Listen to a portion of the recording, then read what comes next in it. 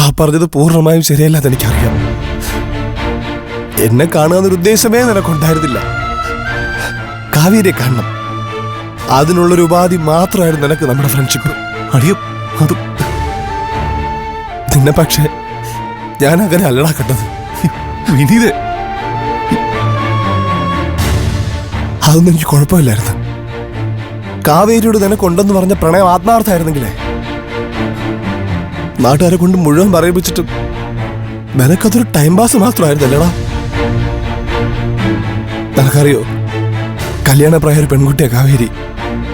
അവൾക്കെതിരെ ഒരു കുറ്റപത്രമായിട്ടാണ് നിന്റെ അമ്മ സ്നേഹതീരത്തേക്ക് കടന്നു വന്നത്. അപ്പോ അമ്മയും ഗംഗ അടക്കമുള്ളവർ ഒരുപാട് കുറ്റപ്പെടുത്തിയതാ എന്നെ. അവൻ എന്തിനാ വീട്ടിൽ കയറ്റിയെന്ന്. 5-6 പെണ്ണുങ്ങൾ താമസിക്കുന്ന വീട്ടിലെ ആന്തരിക്ക് കുറച്ച് കരുതൽ കാട്ടാമായിരുന്നല്ലോ അത്. ഒരുപക്ഷെ നീ രാഗിണിയെ കല്യാണം കഴിക്കുന്ന കാര്യം അറിയുമ്പോ അമ്മായിയൊക്കെ സന്തോഷിക്കായിരിക്കും, ഒരു തലവേദന ഒഴിഞ്ഞല്ലോ എന്ന് കരുതിയിട്ട്. പക്ഷെ എന്നെ നീ ചതിച്ചു കളഞ്ഞല്ലോടാ. നീ ഒന്ന് നിർത്തുന്നുണ്ടോ വിനീത്? എടാ, രാഗിണിയായിട്ട് എന്റെ കല്യാണം നിശ്ചയിച്ചു, അത് സത്യം തന്നെയാ. പക്ഷെ കല്യാണം തീരുമാനിക്കുന്ന ഞാനാണോ? എന്റെ അച്ഛനും അമ്മയല്ലേ?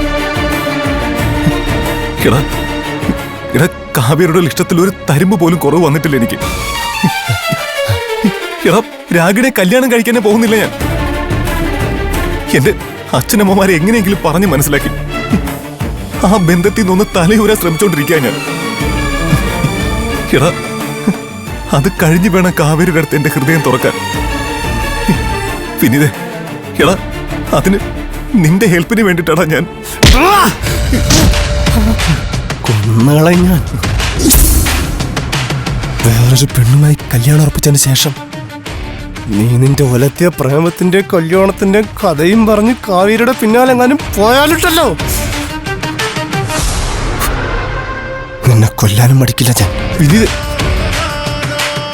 അരവിന്ദനമ്മാവന്റെ മക്കളിൽ ഒരാൾ വഴിപഴച്ചു എന്ന് മറ്റൊരു പെൺകുട്ടിയുടെ ജീവിതം തകർത്തു എന്നോ കേൾക്കുന്നതിന് പകരം ജയിലിൽ പോയി കിടക്കുന്നതാണോ നല്ലത്?